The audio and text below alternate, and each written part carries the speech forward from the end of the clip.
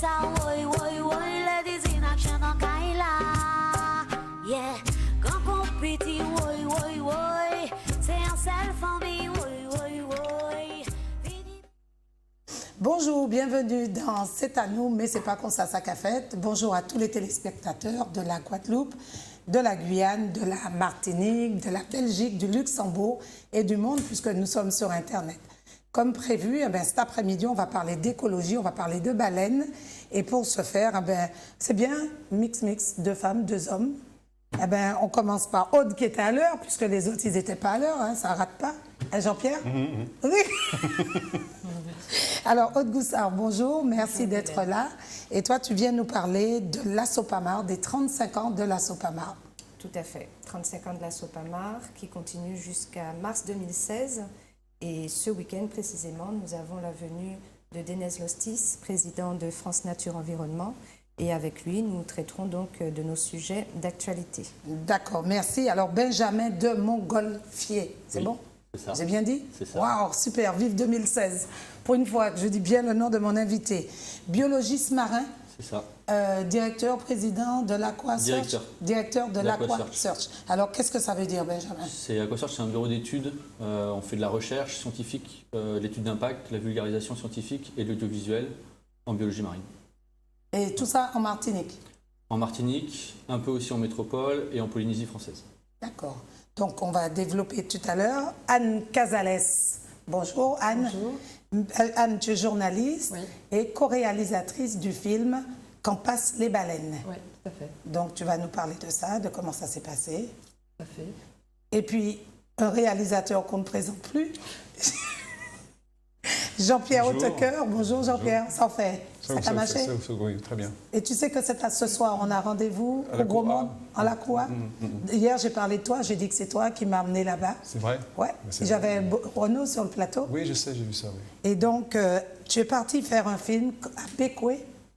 Oui, à Bécoué. Nous sommes partis avec Anne, parce qu'on travaille ensemble, on est tous les deux co-réalisateurs. Un film sur cette pratique ancestrale qui a lieu à Bécoué, de l'autre côté de l'île, dans un village qui s'appelle Padget Farm, où les pêcheurs, ce sont des chasseurs d'ailleurs, parce que la baleine n'est pas un poisson, ils chassent la baleine depuis plus de 150 ans. Ils chassent la baleine avec des baleinières à voile et au harpon à la main. Donc voilà. Oh là là, c'est impressionnant quand même. C'est très impressionnant vu que la baleinière fait à peine 6 mètres et que la baleine à bosse doit en faire, Benjamin nous confirmera, mais ça peut être très très gros, c'est énorme quoi. Voilà. D'accord. Merci d'être là. Merci aux téléspectateurs. Mais comment tu ne t'exclames pas sur mon look, mon nouveau look? On s'est vu toute l'année. Tu es subjugué, c'est ça? Oui, absolument. Surtout ces lunettes qui sont magnifiques. Comme toujours, tu sais, il y a beaucoup de lumière sur le plateau. Il fait toujours beau ici. Donc, je commence toujours en lunettes de soleil. Merci, Lissac. Et puis, je vais te montrer mon maquillage. Waouh, c'est magnifique. Alors, elle a réussi à me transformer. Ça fait, c'est naturel. Ouais, c'est naturel. C'est naturel? C'est très beau. Bon, c'est Valérie Blacodon qui, en 2016, a décidé de me métamorphoser. Comme je vieillis, elle m'a dit qu'elle va me rajeunir avec un maquillage. C'est réussi. Pour avoir au moins l'âge d'Aude Goussard. Ça le fait, Aude? Je suis sûre que tu arrives à être Pour bluffée? tes 72 ans, ça va. Ça va? D'accord. Si je suis comme... Comment elle s'appelle, celle qui a fêté ses 76 ans? Oh, Tina Turner, magnifique. Voilà, c'est bon. Moi, je veux bien. 76 ans, Tina Turner, ça me Et puis les jambes. Ah non, les jambes, j'ai pas. Que les jambes. Pas la peine de se baisser. Donnez-nous les jambes de Tina. Donnez-nous les jambes de Tina. Voilà. Alors, voilà, ça se passe comme ça, Benjamin. Il n'y a pas de N'aie souci. pas peur. Hein. Non, mais j'ai été briefé par Jean-Pierre. Ça fait une semaine que je suis au courant.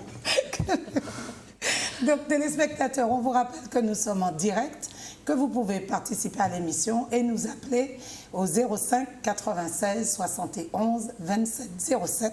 Et puis, je remercie Ozone Coiffure pour ma coiffure et tous mes cheveux. Tu as vu, hein? Ouais, c'est magnifique. Ça ressemble à quel poisson, ça?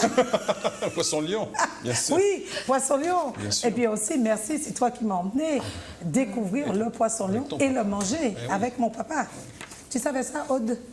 Qu'on mange du poisson lion et qu'il est délicieux? Oui, il y avait eu d'ailleurs une formation pour ça, pour les marins pêcheurs, quand on avait eu la première vague d'évasion massive, où les marins pêcheurs étaient, je crois que c'était par le biais de l'Espace Sud, où ils montraient un petit peu la technique pour non seulement le cuire, le nettoyer, ne pas se blesser. Il y a eu un événement aux Anses d'Arlet par l'espace sud. Il y a la DEAL Martinique qui avait lancé un événement aux Andolis, à la suite Villa, avec le chef qui avait cuisiné 10 plats différents à base de poisson lion. C'était super bon. Voilà. Ouais. Et alors, donc, Benjamin, est-ce que c'est vrai qu'il est très toxique, ce poisson? Non, c'est un poisson qui est venimeux et pas vénéneux. D'accord. Ça veut Donc, dire que le venimeux, poisson, c'est quand il te pique. le poison est à l'extérieur, il est dans les piquants. D'accord. Donc en fait, il a des nageoires qui sont très développées. Donc, Comme c'est pour ça des qu'on a- ailes. Voilà. Et la réserve de poison, elle est dans une partie des nageoires, à l'extérieur. Donc en fait, c'est très simple. Il suffit juste de couper les nageoires à la base. Et après, c'est un poisson comme les autres. Et on a un spécialiste, Jean-Pierre, comment il s'appelle, celui qui coupe... Jean-Pierre, ah oui, Christian Lefebvre. Christian Lefebvre. Le spécialiste du poisson Le lion. spécialiste du et de poisson la bourse lion. tachetée aussi. Voilà. Donc, quand je vais acheter du poisson lion, tous les samedis, eh ben, on achète du poisson nettoyé, vidé, écaillé. Et donc, il coupe en effet les épines. Mais après, pour un effet de style, si tu veux impressionner tes invités la prochaine fois, tu demandes à garder les épines. Tu les fais bouillir 5 minutes dans l'eau. Ça désactive le venin et tu t'en sers pour... Comme pic. Comme cure-dent. Waouh. Il n'y a aucun risque. On va tester ça. Bon, si on veut tuer quelqu'un, on lève vite. Non, tu le fais bouillir 5 minutes, ça désactive complètement le poison. Je te Complètement. promets, moi je l'ai montré pour une chaîne concurrente où j'ai préparé du poisson lion il y a de ça 1 an et demi en direct pour montrer que après tu peux toucher, il n'y a aucun risque. D'accord. C'est pas un poisson qui est toxique à l'intérieur, il faut arrêter avec D'accord. cette C'est venimeux, pas vénéneux. D'accord. C'est comme un serpent quand il te pique, quoi. Voilà. Ouais, Il te c'est mord. des épines, quoi. Oui, c'est ça, le serpent, quand il te pique, Il te mord. il te mord. C'est comme un oursin Ok. qui aura un petit peu de venin. Si tu ne te fais pas piquer, il n'y a pas de risque à l'intérieur. Quoi. D'accord. Bon, ben, c'est bien, ça, comme info. Donc, on va continuer à en manger. Merci. Alors, Aude, vas-y, c'est à toi. Qu'est-ce que tu nous racontes c'est dès ce soir que ça commence? Ça La commence- Sopama. Oui, donc dans un premier temps, Denez Lostis arrive à l'aéroport. Alors, qui est Desnes Lostis? Denez Lostis, c'est le président de l'association France Nature Environnement, qui compte plus de 3000 associations, je le disais, plus de 2000 bénévoles à travers la France et les régions françaises d'Amérique, donc nous. Et donc avec la particularité quand même d'être en étroite collaboration avec la Sopamar depuis plusieurs années sur plusieurs sujets qui ont quand même assez ébranlé l'opinion publique. J'entends par là l'affaire de la Grande Rivière, on s'en souvient, les affaires des carrières. C'est quoi l'affaire de la Grande Rivière? Je m'en souviens pas. C'était tout simplement détourner le lit d'une rivière au profit d'hôteliers ou de privatisation de l'eau, tout simplement. Tu avais entendu ça? Non, je- Ah non? Ça remonte quand même à 2006. Je ne sais pas si vous étiez... Non, en 2006. On parlait en 2010. Non, oui. Ici, depuis 2010, oui. D'accord. Donc tout ça avait été instruit au tribunal et donc France Nature Environnement a fait le déplacement pour pouvoir plaider en faveur de la Sopamar. D'accord. Et nous avons d'ailleurs pu conserver cette grande rivière du côté de l'extrême nord à Grand-Rivière. D'accord. Il y a aussi l'affaire des carrières, qu'elles soient sauvages ou même qu'elles soient autorisées. Dès lors qu'il y avait des enquêtes publiques, la Sopamar s'est inscrite, a fait valoir ses droits, ses revendications, ses observations. Et dans pas mal de cas, on a pu soit obtenir l'arrêt des carrières ou bien tout simplement une autre utilisation. Donc, il y a également l'affaire du centre commercial de Génipa, que nous connaissons tous. Non, mais ça, c'est avec, horrible, la parce que... construction dans la mangrove. Enfin, Là, il s'étale, mais c'est horrible. Alors, on fait quoi, là, Aude? Quand est-ce que ça va s'arrêter, ce truc-là? Ça va jamais s'arrêter. La Sopamar a des actions en justice, toujours à ce sujet. En ce moment, on peut voir d'ailleurs des lumières à ne plus savoir quoi en faire sur les parkings allumés de nuit. Donc on a la mangrove juste à côté, quand même la mangrove de Rivière-Salée, la plus grande mangrove de la Martinique. Donc tout ça est au tribunal. Malheureusement, on délivre des permis de construire. Malheureusement, il y a des autorisations. Donc C'est la incroyable. Sopamar continue son combat sur cette affaire. Et puis, il y a eu le bateau, comment il s'appelait, qui a été coulé au Le large. Cosette, effectivement, au Cosette. large du Prêcheur, dans Oui. les eaux, dans la zone exclusive de Marine, là-bas. près du Prêcheur, non loin du Prêcheur. Il y a eu cette action-là. Mais là, ce sont nos activités, je dirais, quotidiennes. Ceci étant, là, dans le cadre des 35 ans de la Sopamar, le président vient juste pour assister à notre assemblée générale et puis voir un petit peu d'autres sujets comme les sargasses. Monsieur devait être là pour le grand port de Fort-de-France avec les prévisions d'extension. On a pu obtenir quelques résultats, notamment la réduction des zones d'extension. Donc, on est passé de 12 à 6 hectares. Nous avons pu... 12, ils voulaient agrandir le port sur la mer. de 2 fois 6 hectares à l'ouest et au sud. C'est énorme quand même. C'est énorme, mais malheureusement, dans une société aussi productiviste, ma foi, et capitaliste, bon, plus on a de grands ports, plus on a de la marchandise qui vient dessus, avec les nouvelles ouvertures des routes marines, bon, ben, on pense peut-être qu'on sera un chemin, une destination, enfin des porte-conteneurs pourront arriver à profusion. Mais ceci étant, ça engendre quand même de très fortes perturbations au niveau de l'environnement. Benjamin, c'est nocif quand même pour la baie, pour Fort-de-France, pour la Martinique, les extensions comme ça sur la mer. Non, même si on voit que dans des pays comme La Hong notion Kong, de nocivité, il faut la mettre en balance. C'est-à-dire que sur ce dossier-là, par exemple, il y a la caille qui est quand même qui a une certaine richesse. Il y a une partie qui doit être détruite, il y a des compensations. Moi, j'ai pas du tout suivi ce dossier-là. Les compensations, Ouais. c'est-à-dire. Normalement, il doit y avoir une restauration équivalente au préjudice subi. D'accord. Je ne suis pas tout à fait d'accord avec la notion de compensation. Hein. J'ai pas dit que j'étais d'accord ou Non, pas non, non, d'accord. non, non. J'ai dit ce qui doit être fait. Ce qui doit être fait, C'est-à-dire que la compensation, bon, plus de 800 000 quand même hectares de boue polluée à rejeter au large. Je ne vois pas quelle compensation on pourrait avoir en face, vous voyez. Donc ce qui est retenu en tout cas, c'est que même s'il n'y a pas encore eu modification de l'arrêté préfectoral, il n'en est pas moins que nous avons pu réduire la zone d'extension de 12 à 6 hectares, que les coraux seront préservés au minimum. Je sais qu'ils ont pu obtenir que ce soit que le chenal qui laisse passer les paquebots le chenal sera dragué, mais les autres zones non. Donc on peut dire quand même à ce niveau-là qu'il y a une grande avancée grâce à la SOPAMAR, grâce à sa participation aux enquêtes publiques. Et d'ailleurs, le directeur du Grand Port, M. Villageois, qui à la base avait porté ce projet, est revenu sur la zone d'extension. Et on voit bien quand même que d'un projet très moderne d'extension de Grand Port, on avait peut-être oublié l'environnement au profit de la construction. Et là, quand même, on tient quand même, la SOPAMAR tient à féliciter le président du Grand Port pour avoir fait quelque part, pas marche arrière, mais être revenu sur le projet initial. Maintenant, nous attendons quand même que la préfecture publie ces nouveaux arrêtés où, à l'époque, c'était le président de région Serge Letchimy, le préfet et le directeur du Grand Port se sont mis d'accord. Maintenant, nous attendons, la victoire n'est pas totale puisque nous n'avons pas encore vu la publication des arrêtés modificatifs. D'accord. Mais Benjamin, vous pouvez continuer, hein? ah, mais moi, je n'ai pas du tout suivi ce dossier-là. Donc, Oui, mais c'est quand même quand Aude nous le dit, on le découvre. Moi, je le découvre. C'est vrai que 16 hectares, 16... Je voudrais quand même rappeler juste la situation. Donc, extension de 12 hectares du port, dragage de 12 hectares de boue polluée, constitution d'une mangrove artificielle, c'est peut-être par là que vous entendez, là, enfin... Normalement, la loi prévoit qu'en cas de dommages sur l'environnement, il y a une compensation égale aux dommages subis. Alors, vous qui faites partie, de Aqua... D'accord. Constitution d'une mangrove artificielle, je pense que oui, ça doit rentrer là-dedans. Mais à partir de la boue polluée. Elles sont polluées avec quoi? Elles sont polluées de toute façon, le dragage, les eaux en suspension et puis bien évidemment l'afflux de tout ce qui est champs de cannes et bananes en amont. Hein. Donc, reconstitution d'une mangrove artificielle, oui, mais bon, je pense qu'on n'est pas dans l'artificialité. Aujourd'hui, il faut vraiment qu'on fasse en sorte à ce qu'il n'y ait pas une si grosse zone d'extension du port et que surtout, on n'ait pas à utiliser des boues polluées pour refaire une mangrove artificielle. Il y a une mangrove existante qui peine déjà. Et qui est déjà polluée. Il n'est pas concevable pour nous qu'on utilise des eaux polluées pour pouvoir reconstruire une mangrove artificielle.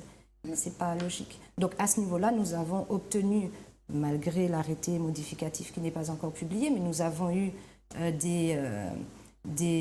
l'assurance en tout cas que les boues polluées ne seront pas utilisées pour la reconstitution de la mangrove artificielle et de plus que nous n'aurons pas le largage de ces eaux au large de nos côtes. D'accord. Donc, et il y a aussi quelqu'un qui s'en va, quelqu'un qui, au niveau de la Sopamar, Tout c'est à une fait. figure. Donc, nous aurons tout à fait le président Henri-Louis Régis, qui est là depuis 25 ans maintenant, qui passe la main. Et donc, il y aura normalement élection du nouveau président de la Sopamar, puisque 5 membres quitteront le bureau et 5 autres. Donc, Et aujourd'hui, on sait qui est pressenti pour cette... non, je vous dans réserve ces la secrets. surprise. Ah, on pour aura la dimanche. surprise. D'accord. Eh bien, Aude, merci. On va continuer et puis tu restes avec nous. Vous voulez poser à Aude des questions? Vous avez des... Anne? Non, mais j'étais pas au courant de tout ça.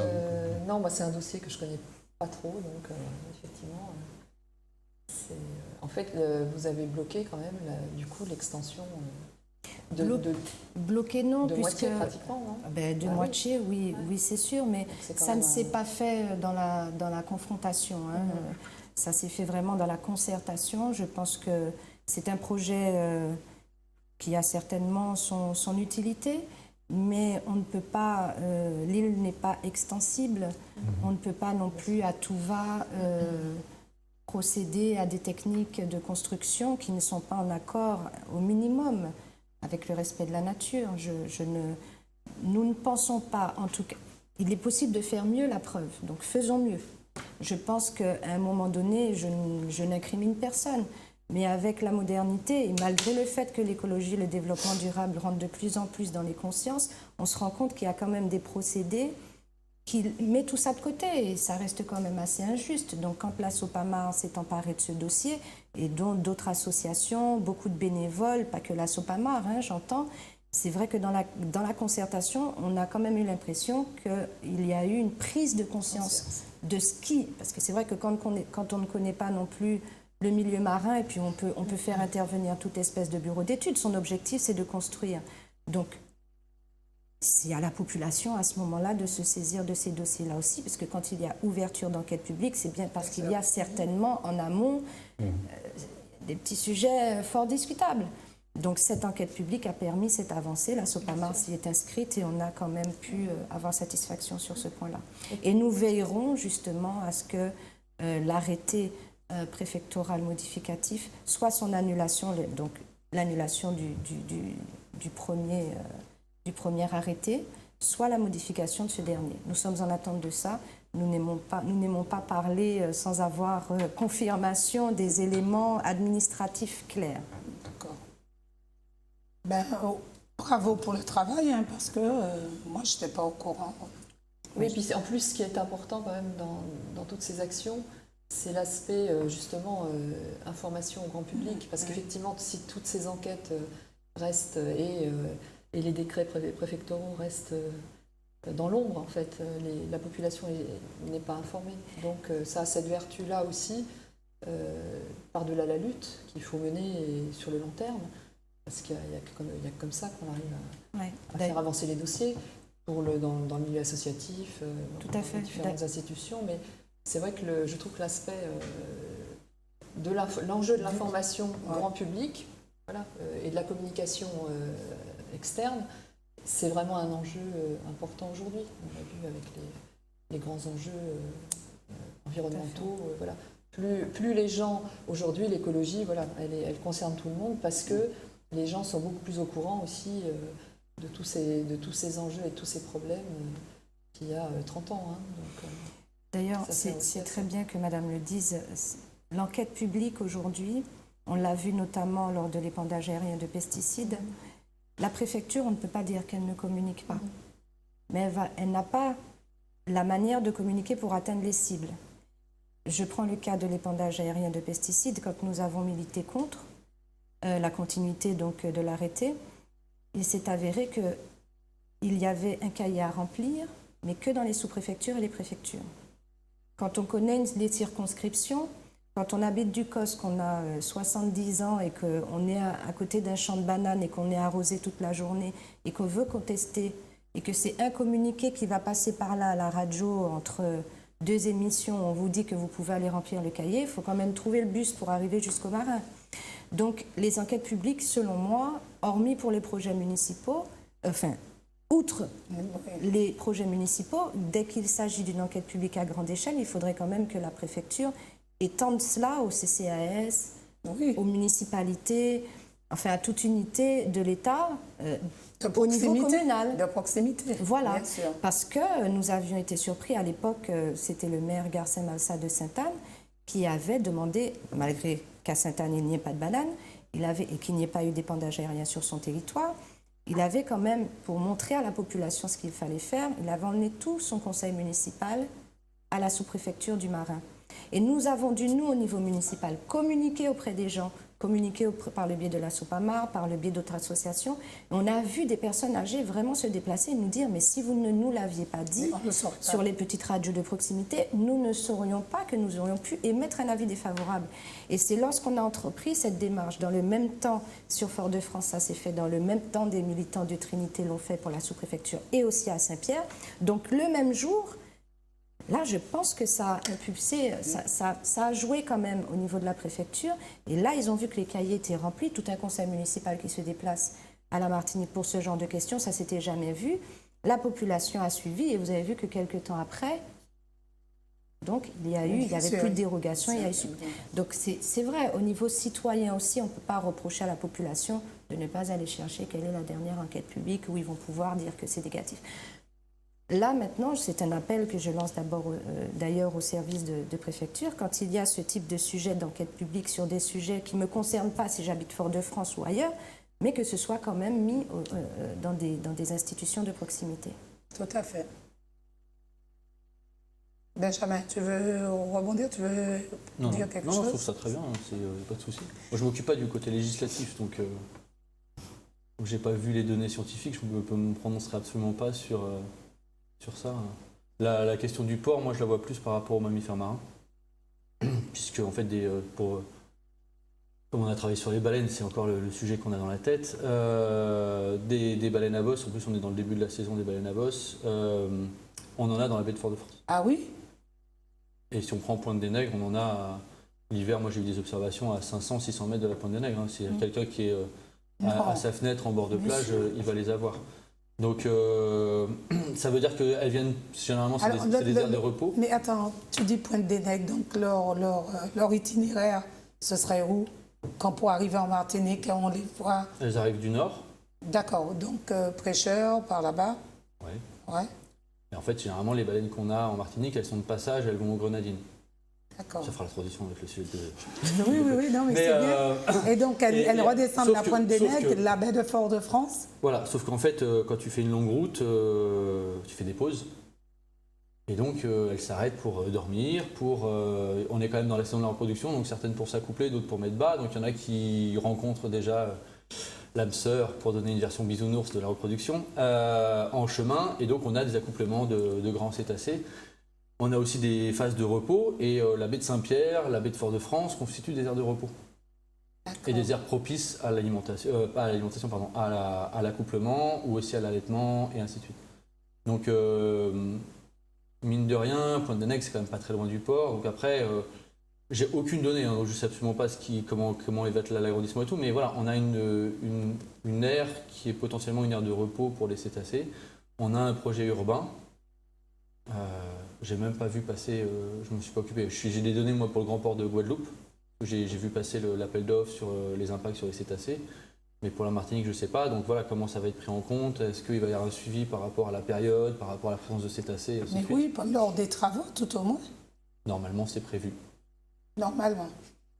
Non mais je reste encore un peu naïf en me disant qu'on essaie de bien faire les choses quels que soient les côtés. Donc je pense que sur un chantier comme ça, l'impact sur les cétacés a été en tout cas pris en compte. Mais comment ils peuvent connaître l'impact? Si vous décidez de draguer le chenal à coups d'explosifs entre mars et avril, par exemple, c'est-à-dire le pic de passage des baleines à bosse en Martinique, c'est peut-être pas la meilleure période, quoi. Je dis pas que ça va les tuer tout de suite. Je dis juste que si on peut le faire plutôt en septembre ou octobre, il y a quand même moins de chances que les baleines ne sont pas là.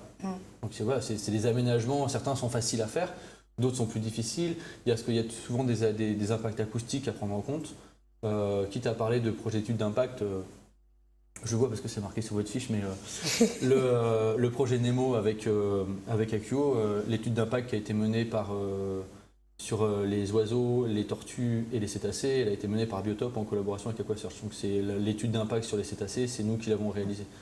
Donc on a réalisé une série d'observations, on a fait des points de mesure acoustiques, on a essayé d'évaluer les populations qu'on a durant l'année pour dire, bah voilà, s'il doit y avoir des travaux, il faut essayer de ne pas faire plus de bruit que telle gamme de décibels à tel moment de l'année parce que on a les baleines qui peuvent passer, on a les cachalots qui viennent se reproduire, c'est le début de la saison de reproduction des cachalots. On a des petits dauphins, de dauphins tachetés tropicaux, grands dauphins qui eux, ben, s'il y a un peu de bruit, peuvent se déplacer plus facilement parce qu'ils sont plus rapides. On a des animaux qui sont très sensibles à certaines ondes, genre les globicéphales. Les quoi? Les globicéphales. C'est quoi? C'est le nom le plus simple que je peux te donner par contre. Tu vois ce que c'est qu'un beluga? Oui. Le dauphin tout blanc là qui Oui, vit, oui, qui vit dans j'en la- avais vu Eh ben, c'est au la version Canada. Eh ben, c'est la version black. Et il est tout de... black. Ah ouais, Et il est ici. super. C'est magnifique, c'est magnifique. Et ça s'appelle comment? Un globicéphale. Globi. Oui, Globi, C-E-P-H-A-L-E. Globicéphale. Oui, D'accord. voilà. Et ok, Et beluga. c'est une espèce qui est très sensible aux perturbations acoustiques, qui plonge très profond. Donc voilà, donc c'est des petits ajustements qu'il faut prendre en compte. Je peux vous garantir que sur le rapport qui a été remis à QO, ils sont dedans. D'accord. Voilà. Ah ben, c'est bien, c'est bien quand même que C'est vous pas, soyez. pas parce qu'on fait de l'étude d'impact qu'on est forcément du côté du constructeur. Ah, Et ça c'est c'est pas pour toi. parce qu'on a une fibre écologique qu'on va forcément aller du côté de l'écologie à tout prix. Je reviens sur Tout à fait. Je reviens sur le fait que dans le cadre des cétacés, en fait, en ce moment on travaille quand même principalement sur les cétacés, sur les tortues, on travaille avec le CNRS sur les tortues, ce qu'on appelle des espèces patrimoniales, donc en gros tout le monde a un avis.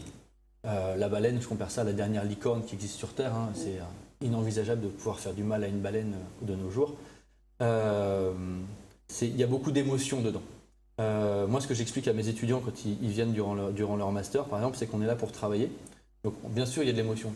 Je ne peux pas cacher que moi, ça fait 15 ans que je travaille sur les cétacés, même si j'ai fait une pause un peu au milieu, mais les premiers travaux sur les cétacés datent de 2000.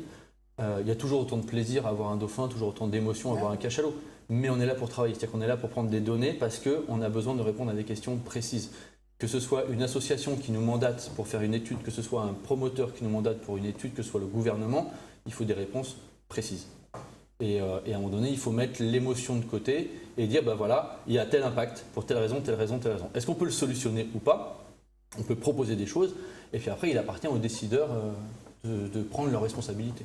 C'est le rôle de la plupart des bureaux d'études avec lesquels nous on travaille en tout cas. D'accord. Et comment on devient biologiste marin? Alors, Pour les jeunes qui nous écoutent, moi je trouve que j'ai jamais reçu de biologiste marin et ma petite fille, j'espère qu'elle est à la télé pour savoir comment on devient biologiste marin, Alicia. faut faire une fixation en étant gamin. Non, mais moi je suis très mal placé pour en parler. On habitait Paris avec mes parents. Je suis tombé dedans un peu par hasard. Tu as été à la grande, au grand aquarium? Non, pas du tout. Je jouais à l'équipe Cousteau avec mon père dans la piscine. Voilà, à la piscine municipale. D'accord. Et voilà, et on allait au musée de la mer et des eaux qui s'appelle maintenant la Maison des Océans, qui est 255 rue Saint-Jacques. C'est resté tellement ça m'a marqué. Alors, la maison C'est la Maison des Océans maintenant. des à Paris. océans. Et c'est où? C'est dans le 6e à Paris, c'est rue Saint-Jacques. D'accord. Et puis un beau jour, on dit à ses parents qu'on veut être biologiste marin, océanographe. Et mon père m'a dit, ben c'est bien, ça tombe bien, il y a un salon des métiers de la mer à la Maison des Océans, on va y aller. Et à 10 ans, je suis allé voir un monsieur pour dire bonjour, moi je veux être biologiste marin. Il m'a dit, oulala, il faut faire un doctorat en océanographie. Bah, très bien, je vais faire un doctorat en océanographie. Bien. Et à 30 ans, j'ai soutenu ma thèse. Voilà. Et J'ai donc, jamais il faut changé faire d'idée. quoi comme bac? Un bac Non, il n'y a pas de. Il faut faire quoi? Il y a tellement de. Quelle étude? Non, il y a tellement de voies différentes. Tous les chemins y mènent. D'accord. C'est sûr que littérature, c'est plus compliqué. Mais. Pour tourner les pages on de peut mots, passer ouais. par une école d'ingé. Moi, j'ai la Virginie Skanga, qui est ma collaboratrice en Polynésie. Elle est vétérinaire de formation. Ça n'empêche pas qu'elle a fait sa thèse doctorale de sciences vétérinaires sur les grands dauphins. Robinson Borde, qui est mon collaborateur ici, il a une maîtrise en océanographie qu'il a fait au Québec. Marion Pillet, qui travaille avec moi, elle a un doctorat en océanographie, elle travaille sur la morue. Moi, je suis passé par la biologie moléculaire. D'accord. Voilà, après, faut pas oublier que les études supérieures, que ce soit le master ou le doctorat, nous enseignent une technique pour mener à bien des projets et répondre à des questions. Je compare ça avec la vente. Un bon vendeur vendra des pneus au mois de mars et des fenêtres au mois d'avril. D'accord. Il a la technique, après c'est le produit qui est différent. Voilà. On peut travailler sur les phoques pendant un moment donné, puis passer sur les poissons, puis revenir. On n'est pas obligé d'être spécialisé, ultra spécialisé dans un domaine. D'accord. Voilà. Et après c'est les collaborations et les rencontres. Là on a fait du tournage, on a fait des images, ça change. Alors, comment vous êtes rencontrés, Jean-Pierre? Par erreur. Oui. Non, mais donc on était donc avec Anne, on avait ce projet en tête depuis très longtemps, qu'on a tourné sur 2 années. Enfin, Donc Jean-Pierre, oui. dis-nous que tu as déjà fait quand même beaucoup de films en Martinique. Oui, avec Anne, on est rendu à notre 6e documentaire Oui, pour Martinique Première et RFO, dans différents sujets. Alors, on s'octroie La première fois, c'était le PIT. C'était les pits, oui, c'était les pits, combats de coq. combats de coq. Bon, un sujet aussi un peu chaud, quoi, on va dire. Mais on s'attaque toujours à des sujets caribéens, avant tout. C'est ce qui nous intéresse. Nous, on habite cette île, la Martinique, donc on veut rentrer dans la Martinique profonde. Donc on avait commencé par les coqs. Après, on s'est attaqué à la musique bélé. Vous êtes parti à New York. On a amené avec Raymond Mon Désir à faire un concert de bélé à Harlem. Après, on a fait un sujet sur D'Artagnan Laporte, le dernier facteur de tambour. Après, on a fait... là, on vient de finir un sujet sur le bakwa, le chapeau bakwa. Oui, est-ce que tu sais qu'il y a de la confiture de bakwa et que le fruit du bakwa se mange, Aude? Je l'apprends. J'ai déjà fait la promotion du bakwa, mais que des chapeaux et des sacs et des paniers. Et c'est lui qui m'a emmené manger de la confiture de C'est un bakwa. des trésors du jardin créole, Ouais, qui est un fruit par trop oublié, mais c'est historique. Et c'est délicieux. Ouais. Et historiquement, le bakwa est très intéressant parce que le chapeau est un prétexte pour rencontrer des gens tout autour. Tout à fait. Donc ça, on a travaillé avec des anciens qui ont plus de 98 ans. Donc c'est dans les mornes et c'est magnifique. Enfin, c'est la mémoire de la Martinique. Et donc pour en venir au sujet d'aujourd'hui, on essaye de faire un film caribéen et un film martiniquais tous les ans. Et donc là, le sujet sur les chasseurs de baleines à Bécoué, c'est un sujet qui nous tenait à cœur depuis très longtemps, qui n'a pas été facile à faire. Et on l'a fait sur 2 ans, 2 fois 3 à 4 mois, parce qu'une baleine, ça vient pas comme ça, quoi. En plus, c'est un sujet compliqué parce que très polémique. Parce que chasser la baleine, aujourd'hui, c'est... Oui. Et puis la manger. Et la manger, c'est très bon. À part ça, on y a goûté, c'est très bon. Tu l'as mangé, Benjamin? Oh là là, tueur. Je n'ai pas dit que je l'avais tué, j'ai dit que je l'avais L'assassin, elle a mangé. Il faut connaître de quoi on parle. Ouais, c'est ça. C'est-à-dire que nous sommes, pour situer l'action, on est à Bécoué. Bécoué qui est une île, la première île des Grenadines au sud de Saint-Vincent, au sud de Kingston. Et il y a une partie qui est une partie sud des Bécoué qui est en veille d'hôtel pour les riches milliardaires américains. Et de l'autre côté de l'île, il y a un petit village qui s'appelle Paget Ferme, où là, c'est très très pauvre. Et les pêcheurs ont une tradition depuis plus de 150 ans. Et ils chassent, ils ont le droit à 4 baleines par an. Mais ça ne veut pas dire qu'ils en tuent 4. Ils y vont. Et moi, on est allé en chasse avec eux, courser une baleine avec une baleinière à voile, parce que ils n'ont pas des moteurs, hein, ils font ça vraiment d'une façon très traditionnelle. Ils sortent tous les jours pratiquement. Et la première année, ils n'en ont pas eu, et l'année dernière, ils en ont eu une. Donc, c'est pas un massacre. Quand ils chassent une baleine, il faut bien comprendre que ce n'est pas pour la vendre, c'est pour se la partager et manger. Parce que sur cette île, il n'y a pas de viande rouge. Il n'y a pas d'eau. La seule viande rouge qu'ils peuvent manger sur cette île, c'est de la baleine. Il n'y a pas d'eau? Non, il n'y a pas d'eau. C'est très sec. C'est très sec. Voilà. Et donc, Il y a pas d'élevage. c'est une tradition. Dès qu'ils chassent une baleine, tout le village se réunit, tout se partage. Même les îles d'à côté viennent et ils se partagent la baleine. Et en plus, la viande de baleine peut se conserver pendant 2 ans. Donc, ça fait, pour eux, c'est des gens qui sont très très pauvres. Hein. Quand vous rentrez dans une épicerie là-bas, c'est un grand moment de solitude. Il faut bien savoir ça. Et c'est très polémique parce que là, l'île de Bécoué est juste à côté de l'île du Moustique, île de milliardaires. Et là, l'État de Saint-Vincent a permis à de riches Américains de venir s'installer sur cette île. Et pour les Américains, chasser la baleine, c'est pas concevable. Habiter sur l'île où on chasse la baleine, c'est pas concevable. Donc ça crée une grosse polémique. Et donc, ils se posent la question, est-ce qu'ils vont transformer cette chasse à la baleine en whale watching? C'est-à-dire? en Whale français. watching, c'est du tourisme baleinier, c'est-à-dire aller voir les baleines, emmener des touristes dans les Oui, bateaux, et aller les voir les faire baleines payer. et les faire payer pour qu'ils prennent des photos. Mais le problème des pêcheurs, c'est qu'ils pensent que c'est possible de faire les deux. Et là, Benjamin va intervenir parce qu'il a vécu la problématique en Nouvelle-Zélande. C'est difficile Est-ce qu'une baleine rapporte plus morte que vivante? Voilà. Et là, je laisse parler Benjamin là-dessus. C'est les grandes questions scientifiques en ce moment sur les espèces environnementales, les espèces patrimoniales justement. Notamment en ce moment, c'est le requin qui est à la mode en disant voilà, pour les mêmes problèmes que les baleines, c'est-à-dire que les requins sont chassés. C'est plus de quoi 100 000 par jour, 1 million par jour. 70 millions par an. Voilà. Pour les élans.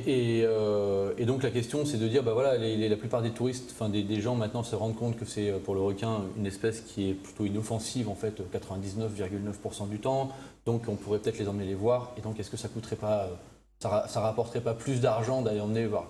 Pour les baleines on s'est posé la même question et évidemment ça rapporte plus d'aller voir une baleine, puisqu'en fait la baleine vous l'avez tuée une fois, vous l'avez vendue, vous avez gagné de l'argent, mais l'année d'après c'est pas la même.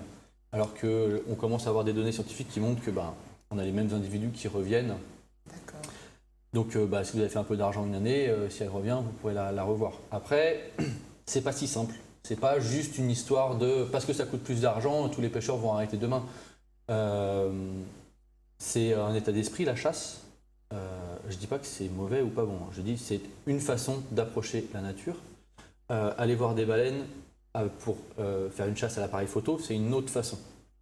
Déjà, c'est pas le même bateau. Vous n'allez pas y aller à la baleinière à voile, parce que là, je suis pas sûr que le touriste américain ait une grande durée de bien-être à bord de la baleinière à voile.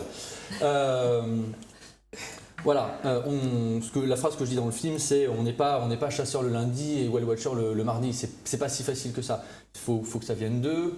Voilà. Après, sur le fait de est-ce qu'on peut faire cohabiter les deux activités, l'expérience qui a été menée en Nouvelle-Zélande, c'est tragique parce qu'en fait, le pêcheur se fait insulter par les whale watchers, hein, donc c'est pas forcément le plus agréable.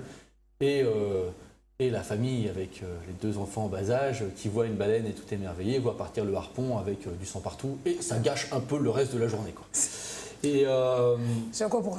non mais voilà, je le dis avec un peu d'humour, mais c'est un drame pour les deux et au final, la pub est mauvaise pour les whale watchers en disant si vous y allez, vous allez juste voir un bain de sang parce que machin, et de l'autre côté, les pêcheurs se font insulter en permanence. Donc il faut cloisonner les deux, il ne faut pas que ça se croise. Un exemple qui pourrait peut-être plus parler aux Martiniquais, à nous, c'est quand vous mettez des chasseurs sous-marins en apnée avec un harpon qui croisent des plongeurs. Les deux ont le droit d'être là. Bien sûr. Moi, je pratique les deux. Je fais de la chasse sous-marine, je fais de la plongée. Je n'aime pas croiser des plongeurs quand je chasse et je n'aime pas croiser des chasseurs quand je plonge. Quand je plonge, je suis là pour voir, profiter, parfois travailler, mais voilà, tu te promènes et tu regardes la beauté du truc. Quand tu vas faire de la chasse sous-marine, tu es là parce que tu as envie de ramener un peu de poisson et tu es là pour prélever un ou deux animaux. En ce qui me concerne, si j'en prends un déjà, c'est bien. Non mais voilà. Et donc, on a ces deux visions de la nature qu'il faut respecter, mais qui ne peuvent pas se croiser. Qui ne peuvent pas se croiser. C'est pas si facile que ça. Et derrière tout ça, c'est pas juste une histoire écologique. C'est une histoire humaine. Comme disait Jean-Pierre, c'est des gens qui sont pauvres. Ça génère quand même aussi une fierté pour les gens qui peuvent nourrir pas juste leur famille, mais qui peuvent nourrir un village. Une fierté profonde, quoi. C'est-à-dire, c'est quasiment le chômeur de longue durée qui, à un moment donné, se retrouve réinséré dans la société. Ils retrouvent leur place. D'un point de vue écologique, ils ont droit à 4 baleines. D'accord, ils en tuent une. Généralement, quand ils en tuent une, ils arrêtent. Il faut savoir qu'il faut que la baleine fasse au moins une fois et demie la longueur de la baleinière. Donc ça donne déjà un individu. Il ne tue pas un juvénile. Que si la baleine est accompagnée, il ne tue aucun des deux. Que bien évidemment, s'il y a la présence d'un veau, donc d'un bébé, il ne tue ni l'un ni l'autre. Donc, quelque part, il y a... C'est pas une boucherie, c'est pas des carnassiers qui sortent en mer pour dire le premier qui bouge, on tape dans le tas et c'est parti, quoi. Il faut faire attention. Les images qu'on voit dans le film, d'ailleurs, c'est l'image où il a le harpon, la baleine est devant et il ne lance pas. Il ne faut pas oublier que la baleinière fait 7 mètres. Devant, il y a 12 mètres, soit 30 tonnes à peu près. Et la baleine a pas mal de mal avec l'acupuncture non volontaire. Hein. Je veux dire, le harpon dans le dos. Elle n'aime pas trop. Voilà, il ne faut pas oublier que le harpon est relié à la baleinière, donc si la baleine se met à plonger tout de suite, il y a quand même une baleinière avec 5 ou 6 hommes derrière, ça peut vite se transformer en drame humain. Donc ils ne vont pas lancer à tout prix, il faut lancer en étant sûr que derrière on va tuer la baleine. C'est ça. Alors, Ça doit être éprouvant quand même de voir ça. C'est du courage, c'est un vrai courage humain. Alors après, effectivement, comme on avait fait d'ailleurs dans le film sur les combats de coqs, la question n'est pas de savoir si on est pour ou contre cette pratique. Après, les gens, ils auront leur réflexion et ils avanceront avec ça. Mais ce qui est intéressant là-dedans, c'est de voir pourquoi c'est important pour les gens. Et quand on a commencé ce travail, c'est-à-dire en repérage, donc on a mis plus de 2 ans quand même à pouvoir rencontrer ces gens et les rencontrer vraiment. Et on pensait vraiment, on avait l'idée que c'était plus une question, comme le disait Benjamin, une question de fierté d'homme et qui se transmettait de génération en génération. Et finalement, on en est quand même arrivé à la conclusion, après le travail qu'on a fait, que oui, c'est ça, certes, il y a une question de fierté, de pouvoir encore faire ça. Il faut quand même un harpon, c'est de la chasse à main nue, quoi. Un harpon à main nue, juste un fragile esquif. Dans des creux de 4 mètres. Voilà. Ouais. Dans le canal de Moustique, on a des creux de 4 mètres. Un petit esquif, c'est une coquille de noix. Donc c'est un vrai courage. Mais quand même, l'aspect économique ne peut pas être évacué. Et les gens, ils le disent dans le film, c'est pour manger. C'est aussi, voilà. Quand ils n'en tuent pas, les 6 personnes qui, pendant 3 mois, vont se consacrer à cette chasse et ne vont plus aller à la pêche, si ils arrivent à tuer un spécimen, ils vont pouvoir se payer, on va pouvoir payer l'équipage avec la vente de cette viande. Tout l'archipel vient acheter cette viande. Ils vont pouvoir se payer. S'ils n'en ont pas, ils auront perdu leur temps et personne ne va les payer. C'est quand même, il y a un aspect économique qui est réel. Et effectivement, eux, pour le moment, on ne leur donne pas de réponse par rapport à ça. Si on enlève, on ne leur permet plus de chasser la baleine, il n'y a rien pour remplacer. C'est vraiment plus, c'est un plus, mais plus qu'un plus. C'est une ressource dont ils ont besoin. En tout cas, les whaleuses, les chasseurs en ont besoin. Est-ce qu'on a des images? On va voir quelques photos. On va voir quelques photos. Giovanni, donc on va voir ça tout de suite. Tu vas pouvoir commenter. Ah, Giovanni, il y a pas? Comment on fait? Giovanni me dit qu'il n'a pas de fichier. Si, j'ai donné plein de photos hier. Bon. Giovanni, tu regardes et puis on a encore le temps. Tu me dis comment on peut diffuser ces photos. Donc, alors, quand vous êtes allé là-bas, c'était en quel mois? C'était sur 2 ans. C'était pendant la période, toujours la même période entre février et avril, en sachant que la saison s'arrête au mois de mai. Voilà, donc on est resté 3 mois, 3-4 mois là-bas à attendre, parce qu'il faut savoir qu'il faut attendre. Les baleines ne passent pas tous les jours. Donc c'est beaucoup de temps à attendre, qu'il y ait un souffle de baleine, que la baleine, faut être sur le qui-vive en permanence, quoi. Et elle arrive de jour ou de nuit? Ah ben elle passe de nuit comme de jour, donc. Elle passe. Elle arrive quand elle veut. Mais moi, nous la nuit on dort, elle donc. On les laisse il faut eux, ils ne partent que lorsque la chasse s'arrête, ils rentrent avec la nuit. Ils ne peuvent pas. C'est très rudimentaire, donc ils ne peuvent pas chasser la nuit. Ils attendent le lever du jour. Les guetteurs en haut des mornes. Avec le souffle de la baleine. C'est considéré comme une chasse aborigène, c'est-à-dire qu'ils n'ont pas le droit d'avoir de moyens supplémentaires que la technique de chasse initiale. Ils ne peuvent pas utiliser un hydrophone, par exemple un micro sous l'eau pour dire il y a une baleine, elle est par là, vas-y fonce. Ils n'ont pas le droit d'utiliser les bateaux à moteur, ils n'ont pas le droit d'utiliser de sonar, de radar, et ainsi de suite. Donc ça se fait à l'ancienne. D'accord.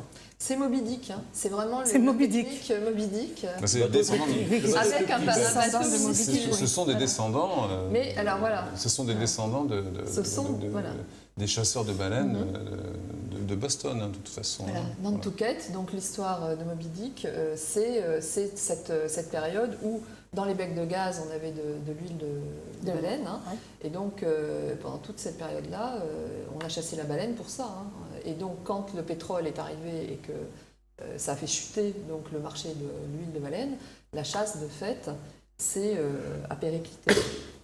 Puis après, elle a été réactivée par des États baleiniers qui pratiquent encore la chasse à la baleine. Les Norvégiens ont été Les Japonais, et les Japonais, enfin Surtout les Norvégiens le dans la Japon. Caraïbe surtout. Et voilà. Et Aude disait hors antenne, est-ce qu'il n'y a pas des accords avec les Japonais pour Ça, on va passer la parole à Benjamin. Mais oui, bien sûr, l'enjeu, ce qu'il faut comprendre, c'est que l'enjeu de la chasse, c'est pas de la chasse industrielle. Donc cette chasse-là, qui est une chasse considérée comme aborigène, alors est-ce que c'est vraiment le terme, puisque ces gens ne la pratiquent que depuis 150 ans, puisque les premiers à faire ça, ce sont des gens qui sont partis faire la chasse sur des bateaux baleiniers nord-américains, qui sont revenus avec ce savoir-faire et les baleinières. Et donc l'île de Bequia est devenue une spécialiste. Les gens ont appris à fabriquer les bateaux, et pas seulement les baleinières, mais enfin ils ont appris à fabriquer ces bateaux, et il y a eu une petite industrie baleinière qui est née à ce moment-là. Mais c'est pas comme les Inuits qui font la chasse à la baleine depuis des siècles. Donc c'est vrai que le terme aborigène parfois est remis... C'est chasse autochtone, je crois. Chasse terme. autochtone de subsistance. Oui, Alors, c'est ça. c'est une chasse de subsistance. Est-ce que c'est vraiment une chasse autochtone ou aborigène? Je ne suis pas sûr que nous, si on s'installe à Padget Farm, on ait une autorisation pour y aller. C'est-à-dire que je Non, pense qu'il faut voilà, être local, c'est ça. justifier C'est ça. le fait. Voilà. Ouais. Après, les accords avec le Japon, c'est plus subtil que ça en fait. On a eu la création de la commission baleinière, en fait, je crois qu'elle a été créée en 1948. Elle a commencé vraiment à prendre un rôle important avec le moratoire en 1986, où là, justement, il y a eu la volonté d'arrêter la chasse sur les cétacés, avec donc certains pays qui ont dit nous, non, on continue pour X raisons. Donc après, c'est un système de voix, donc c'est une espèce de commission où chacun vote. L'idée étant de pouvoir faire entendre raison aux voisins par quelque moyen que ce soit. Le Japon ayant décidé de continuer la chasse pour des raisons scientifiques, je n'énonce que les faits, je ne dis pas du tout ce que je pense. Scientifique. Mais en tout cas, c'est ce qui est annoncé. Est-ce qu'ils le font vraiment? Je laisse n'importe qui regarder les médias et faire une opinion. Pour pouvoir faire entendre sa voix, le Japon a décidé d'aider des pays plus ou moins en besoin, en leur construisant, en leur aménageant un petit port, en leur construisant, en faisant une école, en aménageant un puits, en disant en contrepartie, tu t'abstiens. Je te demande pas de voter pour, je te demande même au moins toi tu votes pas contre. D'accord. Voilà. Et donc certains pays ont voté, se sont abstenus. Et d'autres se sont abstenus pendant un certain temps et maintenant votent blanc, c'est-à-dire en fait ils votent contre. Voilà, donc ils ont provoqué un peu l'ire des Japonais en disant attendez, ça fait 10 ans qu'on vous donne de l'argent et voilà, sauf que maintenant on peut dire stop. Voilà, il y a des pays qui ont refusé toute l'aide de la part des Japonais. Voilà, donc c'est une espèce de guerre un peu politique. Comment ça se terminera je pense que c'est encore un dossier un peu chaud puisque les renouvellements du permis de chasse scientifique pour le Japon posent encore pas mal de problèmes, notamment dans l'Antarctique, où ils n'ont pas reçu, si ma mémoire est bonne, cette année ils n'ont pas reçu l'aval, mais ils ont quand même décidé d'y aller, sauf qu'ils devraient se faire sanctionner, mais ils ne reconnaissent pas l'autorité du tribunal qui les sanctionne. Enfin bref, Ah, d'accord. c'est un niveau de conversation internationale. Voilà. Pour en revenir à nos petits becquets, il faut savoir qu'ils chassent quand même principalement la baleine à bosse, que c'est une espèce qui, depuis le moratoire, voit sa population mondiale augmenter. Ils sont pas. Je ne dis pas que c'est pas pour ça qu'il faut continuer à les chasser. Hein. J'annonce juste des choses. C'est pas non plus l'espèce la plus en danger parmi les baleines. D'accord. En revanche, pour pondérer, on vient de faire des découvertes au niveau scientifique par notamment une association de Guadeloupe qui s'appelle l'OMAG, dirigé par le responsable de l'association est Laurent Bouvray, qui collabore beaucoup avec des universités, avec des universités françaises et étrangères, qui collectent en fait des informations d'observation. Et il y a un groupe de travail qui s'est monté et ils sont en train de démontrer que, au départ, on pensait qu'on avait donc les baleines à bosse qui venaient se reproduire dans la Caraïbe et qu'en gros, ça repartait après pour se nourrir en Amérique du Nord ou en Europe du Nord de façon un peu aléatoire. Et qu'en fait, on avait une seule population avec un brassage génétique en plein milieu de la Caraïbe. Et on se rend compte qu'en fait, les baleines d'Amérique du Nord viendraient plutôt dans les grandes Antilles et que les baleines d'Europe du Nord viendraient plutôt dans les petites Antilles. Donc en fait, on aurait deux populations et qui, a priori, pourraient ne pas se croiser. Donc si on commence à avoir des baleines à bosse, genre les européennes qui viennent chez nous, donc à Bécoué, qui elles se feraient chasser, on est peut-être en train, malgré tout, d'appauvrir une variabilité génétique, donc une population, versus une autre qui, elle, n'est pas chassée. C'est une possibilité, c'est fait partie des sujets d'études. Voilà. On est le premier, ce qu'on appelle un match. Il y a une concordance entre une baleine de Martinique et la Norvège. On en a réalisé un au mois d'avril. C'est Robinson d'ailleurs qui a pris la photo d'une baleine qu'on a vue en Martinique et cette même baleine-là a été vue en Norvège. Donc c'est un élément de plus qui montre qu'on arrive à retrouver ces baleines-là. Oui, alors souvent on me pose la question, mais pourquoi vous ne mettez pas des balises dessus? Voilà, c'était voilà. ça. Il a mis ça dans mes yeux. Derrière. Alors je vais vous donner la même réponse que à tout le monde. C'est environ 3 000 € la valise. On fait passer le chapeau à la fin de l'émission. Il n'y a pas de souci. D'accord. Bien. Aude, alors qu'est-ce qu'on annonce d'autre pour la Sopamar? Qu'est-ce que tu voulais nous dire d'autre? Vous dire d'autres par rapport au programme. Tu as tout dit pour... Oui, écoutez, simplement, nous avons effectivement un calendrier pour la venue du président. Donc, demain, d'ailleurs, j'invite monsieur s'il a un petit temps libre. Demain, Benjamin. s'il peut. Demain, samedi, nous visitons justement le Grand Port avec le directeur du Grand Port, monsieur Villageois. D'accord. À quelle heure? Ce sera à partir de 9h au Grand Port. 9h, tu es réveillé, Benjamin? Je suis déjà en rendez-vous à 9h. Bon, ceci étant, je pense de toute façon qu'il y aura la presse sera certainement là, mais il aurait pu certainement avoir les informations beaucoup plus précises sur l'étendue des travaux et les répercussions certainement. Je pense que pour un scientifique qui n'a pas vu le dossier, ça peut... Oui, par email aussi, bien sûr. J'allais le proposer, oui, sans problème. Donc nous aurons la visite du port demain, du Grand Port de Fort-de-France, avec le directeur et peut-être le maire de Fort-de-France. Nous aurons un peu plus tard dans la journée donc, le directeur du projet NEMO, donc l'hydrothermie des mers sur Bellefontaine, avec le directeur de l'Agence martiniquaise de l'énergie, M. Belmar, pour parler des grands projets sur... L'hydrothermie, donc on pense faire de l'électricité avec le mouvement des vagues, comme ça se fait la en variation des Norvège. températures. En fait, ils vont aller puiser de l'eau à 1000 mètres de profondeur qui est froide, donc de mémoire elle est entre 11 et 13 degrés. Ils la remontent assez vite et en fait elle passe dans ce qu'on appelle une pompe à chaleur. Je ne sais pas comment ça fonctionne. Ils la font passer dans une pompe à chaleur en fait avec l'eau qui est en surface. Il faut qu'il y ait au moins 10 degrés d'écart entre l'eau de surface et l'eau en profondeur et ça permet au final de faire l'électricité.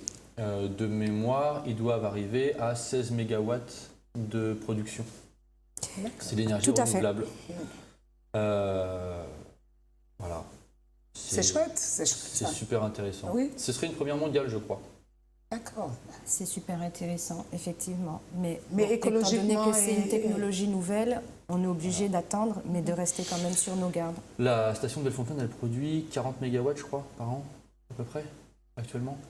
Donc, celle qui est là, ouais, celle de l'électrique, ici à la Martinique. Ouais, je crois que c'est 40 MW, donc 16 MW, c'est une augmentation.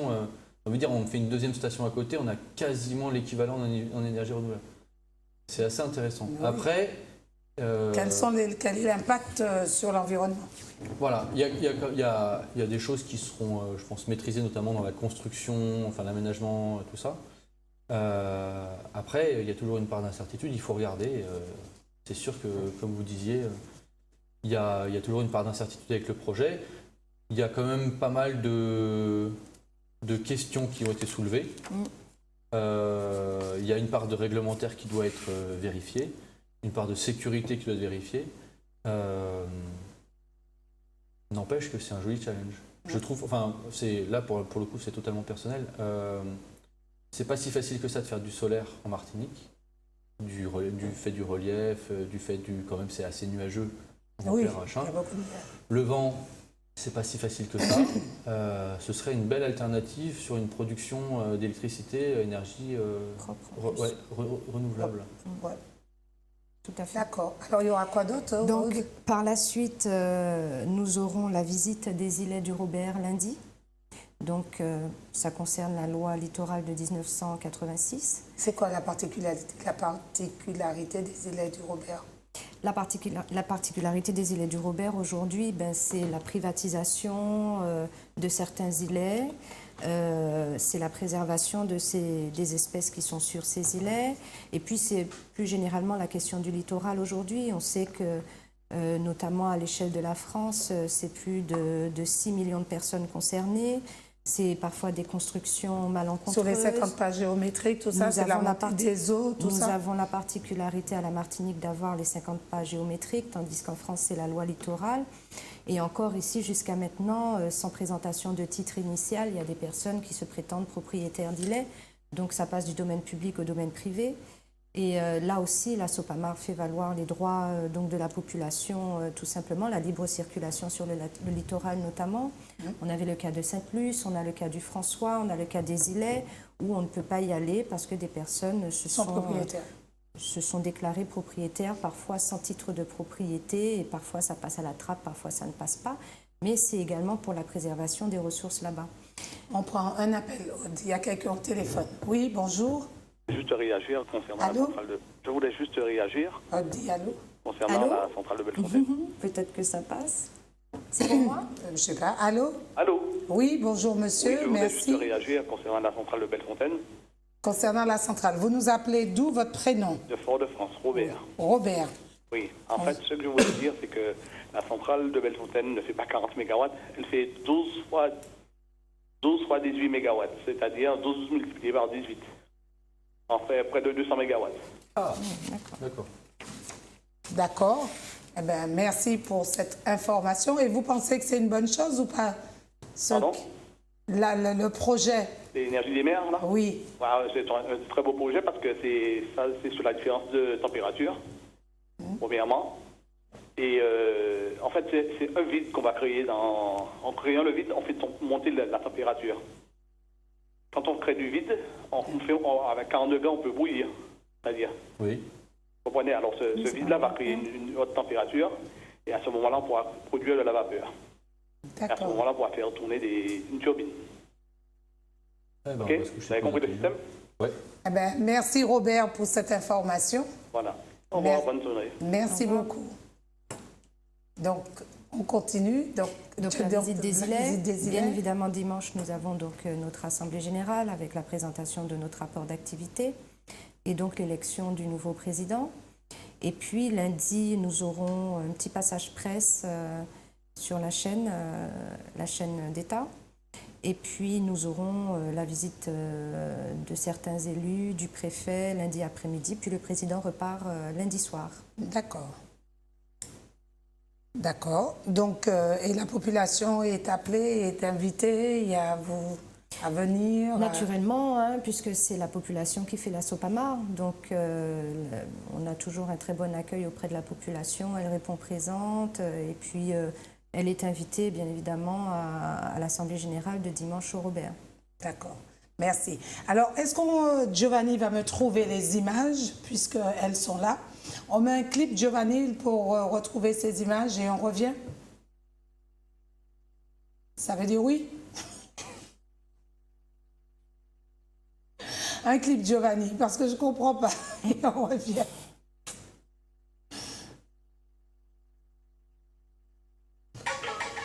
Les inconvénients du direct. I'm right in the front, you dig? Hey, when I give you these keys, homeboy, don't move my car, man. Oh, baby, what's your name? Ini-moi tout ça commencé, mais histoire là pas claire. Ini-moi non tout monté, parce que femme dans la cap play. Et pour une fois qu'il a chanté, c'est tout qui a fait mal. Il s'est dit qu'il a manché, mais ça a fait peur. Peut-être aussi c'est ça qu'il a pensé, mais ça pas certain. Pour manière pour un folle, c'est pour Dieu seul qui savent. Et qu'on la ligne dans ciel, qu'a regardé puis qu'a senti c'est tout quoi qu'a mobile. Il c'est les vivants pieds pour peut-être en journée en chance d'y dormir en braille. En braille, en braille, en braille, en braille. La vie a cabelle, mais faut pas vous demander cop. Et l'amour a carré le way qu'a mandé au fort. Il s'est plié bon Dieu, il battait la semaine des forces. Pour expliquer femme longue de chien, il a mangé quoi. Un jour la vie après, il négligeait la méthode. Il tient pas dans main, non, il parle à l'œil fort.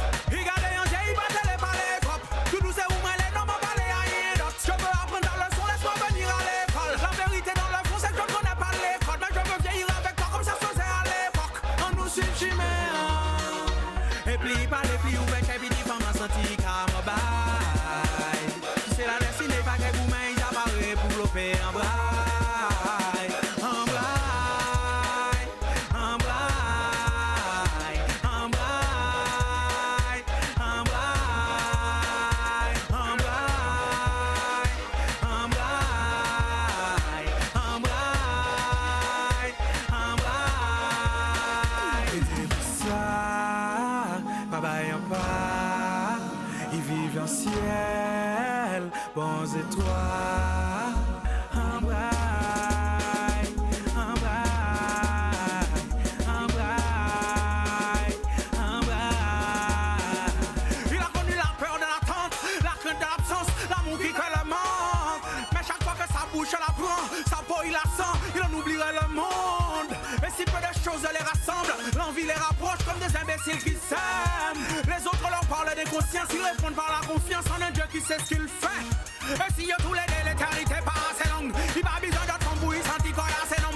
Yo sais les voyager mais le monde pas encore assez grand. Et même si yo vivent une fois yo pas encore ni assez temps. Des sentiments violents pour n'importe qui accident.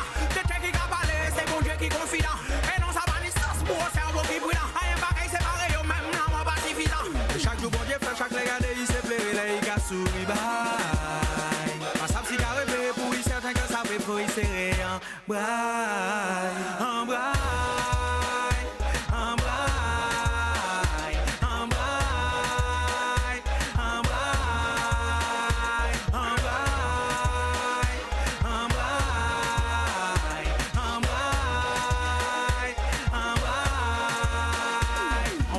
Ces 2-3 soirs où il n'est pas rentré dormir à la maison, où il n'a pas daigné répondre à son téléphone. On va oublier ce collègue si sympathique qu'elle finira par s'oublier avec lui une fois ou deux. Et puisque l'humanité est capable du pire, il y a malheureusement des utopies nécessaires. Alors on va préférer croire que et puis ça, papa et un pas, ils vivent en ciel, bons étoiles, un braille, un braille, un braille, un braille. On y est, on est revenu, merci. Donc les photos sont trouvées et on pourra les voir tout de suite.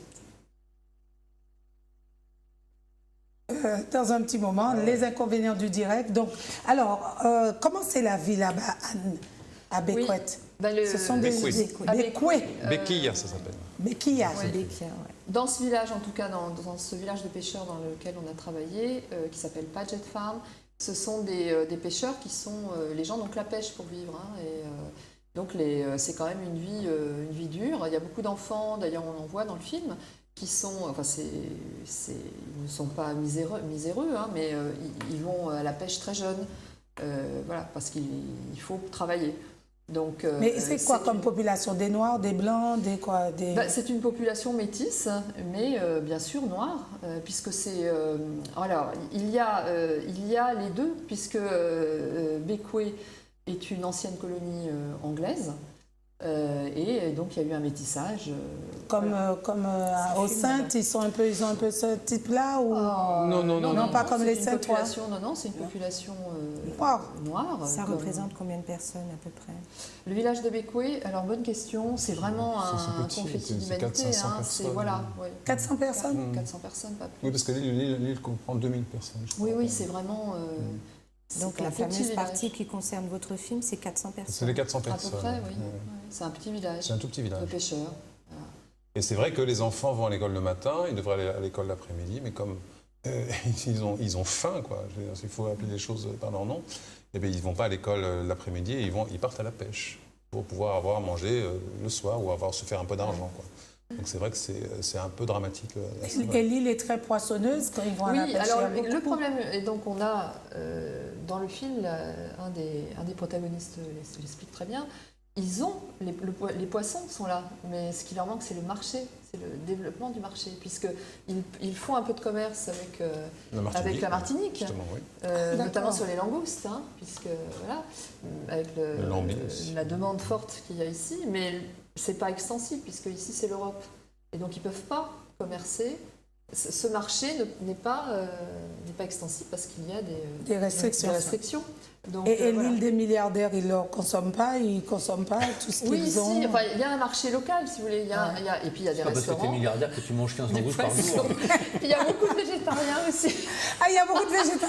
Non, je plaisante, mais bon, c'est un petit marché. D'accord. Voilà. Et ces gens, c'est leur survie qui est en jeu. Donc voilà, il y a cette problématique-là quand vous tournez dans des lieux où les gens sont pauvres. Voilà quoi, c'est un aspect que vous devez relever. Et il n'y a pas d'hôtellerie, il n'y a pas de justement, il y a ce contraste, c'est-à-dire que nous, dans la capitale, Port-Elizabeth, voilà. C'est que des hôtels avec des riches Américains, voilà. C'est très touristique parce que c'est l'entrée des Grenadines. Donc tous les plaisanciers qui partent de Martinique pour aller aux Grenadines sont obligés de s'arrêter à Bécoué pour faire leur entrée dans le pays, parce que Saint-Vincent c'est un pays, ce n'est pas un département. Et donc là c'est hôtellerie de grand luxe et tout, et vous faites, parce qu'il n'y a qu'une route, vous faites 3 km et là vous êtes à Padgett Farm où là c'est complètement le contraire, quoi. D'ailleurs il n'y a pas de touristes dans ce village, quoi. D'accord. Voilà. C'est l'autre côté du Nil, vraiment, on arrive le sur côté pile et le côté face. Voilà. Et donc, comme les Américains ne supportent pas cette pratique, c'est peut-être le touriste qui va faire disparaître cette pratique, quoi, en fait. Et donc, c'est toute la polémique du whale watching et de la chasse. Et alors, qu'est-ce que vous voulez faire comme action? Tu disais que tu voulais faire un appel. Ceci n'est pas encore très précis, mais on avait commencé à prendre des contacts avec des associations ici en Martinique pour voir si après la diffusion du film, on pouvait envisager dans l'année de faire une action de soutien avec le film, bien sûr, avec un débat, dans un lieu X, Y, Z. Et pouvoir mettre en lien, parce qu'on en avait parlé, sur place aux gens qu'on a rencontrés, mettre en lien une association de là-bas, de Saint-Vincent, avec une association ou des associations ici en Martinique, et voir s'il n'y a pas des connexions à faire, des aides qui peuvent être apportées, notamment sur les écoles, sur l'école ou avec les enfants, je ne sais pas. Voilà. Donc pour avoir une restitution, on a rencontré donc à Kingston les représentants de l'Alliance française, une des représentantes en tout cas de l'Alliance française. On a aussi rencontré le consul honoraire français donc de Saint-Vincent, et il y aurait aussi une possibilité peut-être de montrer le film aussi là-bas, en invitant les gens avec qui on a tourné par exemple. Et l'idée c'est de mettre en lien, de faire du lien social en fait entre une structure là-bas ou des structures là-bas et puis les autorités, par exemple, du village, pour voir les besoins qui peuvent exister et voir comment un coup de pouce peut être donné sur tel ou tel aspect de la vie du village. Plutôt une idée de mise en lien pour aller un peu au-delà du film, puisque, effectivement, quand on tourne dans des endroits comme ça, je trouve que c'est intéressant aussi de voir les après, et puis de faire vivre un film après et que ça ait du sens aussi après une diffusion. Qu'est-ce que tu De mémoire de patriotes caribéennes, il me semble que dans le cadre de la coopération caribéenne, il y a une école qui a été construite là-bas à l'époque de l'ancien président de région, Alfred Marie-Jeanne, actuellement président de la 7e. Voilà. Il y a certainement des connexions possibles. Il y a ça. Il y a également... Il faudrait peut-être écrire à l'association des maires pour qu'une commune essaie d'entrer en jumelage avec cette ville. Oui, ça ce serait intéressant. Oui. Et puis après, c'est certainement passer par les réseaux citoyens pour organiser peut-être une fois par trimestre des collectes. Et puis voir par quels moyens on pourrait rentrer en collaboration avec l'ambassadeur pour faciliter le transport. Au mois de septembre, avec un groupe d'amis, on n'était que 5 citoyens. Hein. On ne s'est même pas constitué en association. Suite au passage de Erika à la Dominique, nous avons quand même pu acheminer plus de 12 tonnes, à peu près 16 tonnes de denrées. Par le biais de marins pêcheurs. Donc Saint-Vincent, c'est pas trop loin. On voyait Saint-Vincent encore la semaine dernière avec la dépression qu'il y avait, le phénomène de houle qu'on a eu. Je sais pas, enfin le temps, là, je sais pas où elle est passée la tempête, mais on voyait Saint-Vincent en clair. Donc je pense qu'un bateau, c'est pas trop compliqué, quoi. À l'Aïole, une yole, c'est 700 kilos. Oui, bien sûr. Donc nous, on avait 12 yoles pour partir à la Dominique. Bon, après, c'est des formalités. Avec le gouvernement, que ce soit facilité, parce que malheureusement, on peut être confronté soit à des pirates, soit à... Même dans la Caraïbe? Oui. Oui, ils ont fait. Hein. Pirates des Caraïbes. C'est bien connu. Non, mais le branche pas non plus. Quoi. Le branche pas. C'est trop facile. Non, mais après, c'est son prochain documentaire, il va en ramener 2 autour de la table. Quoi, je veux dire. Donc en fait, c'est l'idée, voilà, c'est l'idée qu'on avait de réfléchir, en tout cas, d'avoir cette pensée-là. En accord, on fera ça de toute façon en accord avec la production et puis notre coproducteur donc est Martinique Première, hein, puisque la diffusion c'est mardi soir. Donc c'est quand est-ce Mardi soir, mardi 26 à 20h50. D'accord. Voilà, c'est 52 minutes, c'est un documentaire. Mardi 26. 26 janvier. 26 janvier.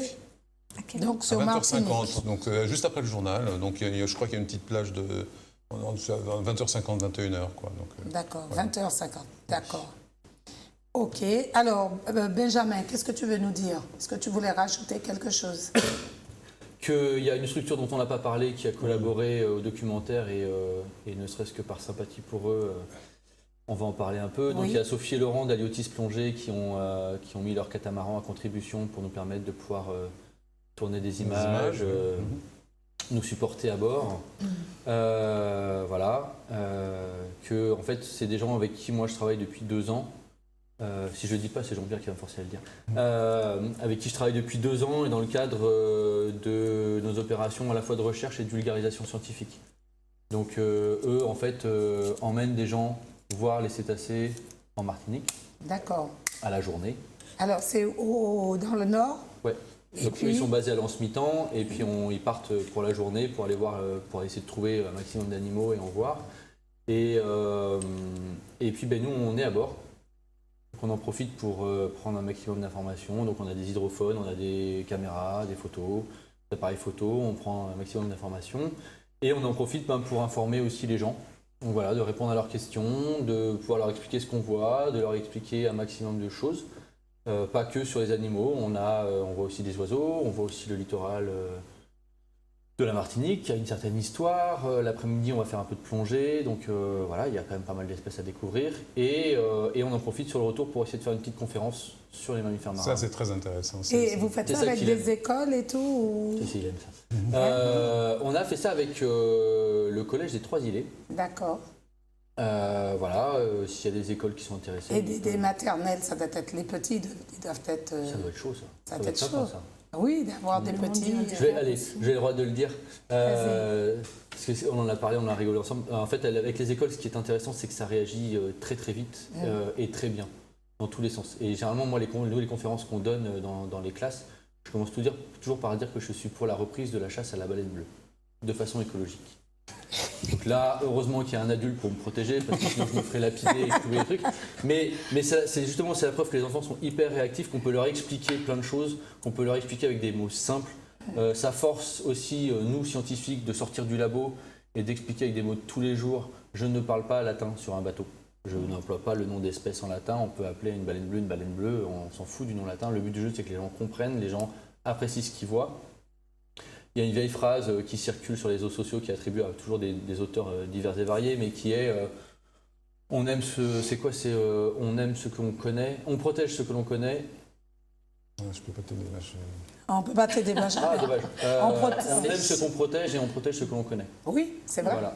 Ce qui est intéressant, je me permets de couper Benjamin, ce qui est intéressant avec cette sortie donc pour ce bateau Aliotis, c'est qu'au retour, il y a vraiment une vraie conférence à bord. C'est-à-dire que c'est on a les photos. On a les photos. Ah, ben voilà. Voilà, alors vas-y, explique-nous. Alors, à Bécoué, il y a aussi une tradition baleinière, c'est-à-dire qu'à Pâques, il y a des régates, les fameuses régates de Bécoué, D'accord. où il y a une série de bateaux qui sont en fait construits d'après les plans de baleinières. Donc, il y a une régate de baleinières à Bécoué, des baleinières modernes, anciennes. Et ça Comme dure- la course d'Oyol chez nous. Exactement, exactement la même chose. Donc là, on voit des petites baleinières. Alors, il y a des écoles de voile pour les... Mais les petites, hein, la baleinière Celle-là, qui court. ça c'est pour les enfants. D'accord. Donc il fabrique des petites baleinières pour les enfants. Ben, ça c'est une des baleinières qui part à la chasse avec son harponneur qui est debout. Sans moteur. Sans Sans moteur, tout à la voile. Tout à la voile. oui, Et oui. ils rentrent à la voile. Ils font comment pour la rapatrier avec eux Alors, Après, une fois que la baleine est tuée, il y a un bateau à la moteur. dépêche, Il y a un bateau à dépêche. moteur qui vient les remorquer. Ils ont un bateau accompagnateur qui va la remorquer parce que ça pèse quand même un peu lourd. Donc ça c'est des régates, ça c'est une baleinière. Ça c'est la baleinière de Paget Ferme. Alors ce qui est très drôle, c'est que donc il y a aussi ces riches Américains qui arrivent avec des baleinières en carbone, avec les dernières technologies. Et cette baleinière de Paget Ferme, c'est une baleinière qui est faite de briques et de broc. Et systématiquement tous les ans, ils gagnent. Ils gagnent à côté et des... elle s'appelle Bécoué Proud, hein, la Oui. fierté de Bécoué. Alors voilà, donc on voit la queue de la baleine et la baleinière qui est juste derrière. Comment tu vois la queue de la baleine, toi? Bah, tu regardes devant la baleinière, il y a la queue de la baleine. Il y a la queue qui sort, la queue de la baleine Tu qui vois sort. pas la queue derrière Et donc c'est pour montrer la... Mets tes lunettes. Mais j'ai mes lentilles. C'est pour montrer la... Vous voyez une queue de baleine? Oui, oui. Elle est Ah, belle bah en oui, plus. oui. Hein. Et c'est pour montrer... Devant la voile Mais blanche? elle est Ouais. près quand même du Oui, littoral, oui, c'est pour là. montrer la Elle est déjà grosse... morte, là. En fait, elle Non, meurt, elle là, passe dans elle, le c'est- canal. là, elle est derrière. Là, c'est dommage pour eux, mais elle est partie. Elle est C'était en partie, Ils n'ont pas eu 2014. celle-là, non, Ils l'ont pas eu. Mais c'est pour montrer la différence qu'il y a entre l'animal et Et la taille, l'embarcation. ouais, c'est quoi. sûr. Donc ça, c'est dans les Creux, ça c'est devant Saint-Vincent. C'est vraiment, C'est beau, hein. très rustique. Hein. C'est vraiment de la voile traditionnelle. Quoi. Donc c'est pour ça que c'est... Bon, ça c'est la découpe d'une baleine. Ils ramènent la baleine sur une petite île et là ils font la découpe. Et tout est utilisé dans la baleine. Hein. Ça c'est un peu comme le cochon, tout est utilisé. Il n'y a rien de jeté. Quoi. À part- Les autres? les os sont sculptés, sont revendus. Enfin tout est utilisé, Mais vraiment avec utilisé. intérêt, hein. Et les viscères, ils font Alors pas? les viscères, non, c'est la seule chose qui est Tiens, jetée à la regarde là. mer. Ce Ça, sont c'est la les queue, viscères, ouais. mais qui sont mangés par les animaux Les marins. requins, voilà. C'est la seule chose qui n'est pas utilisée. Ah bah dis donc, c'est une baleine, la tête. Mais la queue, c'est la tête. Et j'espère en tout cas que les gens qui verront ce film. C'est une réflexion en fait hein, sur Oui. savoir ce qu'on va faire, Voilà. enfin, ce que va décider. Et on espère surtout que, que les gens comprendront que c'est pas ces gens-là avec leur quota de 20 baleines sur 5 ans, c'est-à-dire 4 par an, qui menacent bien évidemment l'espèce. Et alors, ça marine. goûte quoi, la baleine? Quel Alors goût ça? le problème, là je vais être un petit peu sarcastique. Le problème des îles anglaises, c'est qu'au niveau de la cuisine, c'est pas leur truc. D'accord. Donc ils ont tendance à faire Bouillir la viande. et cuire la viande très très fort. Donc au niveau du goût, ça ressort pas tellement. Mais sinon non, ça n'a rien d'extraordinaire. Faut pas se leurrer. Mais c'est intéressant. C'est de la viande, hein, c'est de la viande rouge. C'est pas évidemment, c'est de la Oui. viande rouge. Donc C'est comme du thon ou? Ah, pas C'est du plus tout. gras. Non, Ah, c'est Déjà, c'est de la viande et c'est de la viande grasse. c'est de la viande. C'est pas du poisson, hein, ouais. c'est vraiment C'est de la viande rouge. c'est un mammifère. Quoi. Voilà. Et ils la font cuire d'une façon... alors ils font le ragoût, ils prennent la graisse, ils découpent en petits morceaux, qu'ils mettent dans un grand poêlon, et après ils font bouillir, frire dedans. la viande dedans, avec des épices, et ça peut se conserver 2 ans. 2 ans. Dans sa graisse. Dans sa comme, graisse, le confit d'oie, quoi, en fait, comme le confit. C'est exactement ça. C'est confit dans la graisse. Et D'accord. ils n'ont pas donc d'usine de transformation. Non. Ah non, parce que quand ils arrivent à en prendre une, Elle est débitée, elle est débitée, dans la elle est journée. vendue dans la journée. Hein. Donc le sang n'est pas réutilisé. Non. Bah non, parce que le sang, malheureusement, quand il la découpe, elle est encore dans l'eau, donc le sang... Le sang part dans la mer. c'est impressionnant. Tu voulais faire quoi avec le sang? Du Je sais boudin pas, on fait pas Du boudin? avec les cétacés. Des cosmétiques? Ah bah, Avec la graisse. c'est la graisse. C'est avec la graisse seulement qu'ils font les cosmétiques. Le cétylpalmitate. Et ça sert à Enchanté. quoi, le cétylpalmitate? Ça sert à quoi? C'est une substance qu'on ajoutait, tout ce qui est crème. En fait, dès qu'il y avait une histoire de fonte, donc dans les bougies pour que ça fonde moins vite, le gloss et le rouge à lèvres de 48 heures sans couler, vous croyez que c'était grâce à quoi?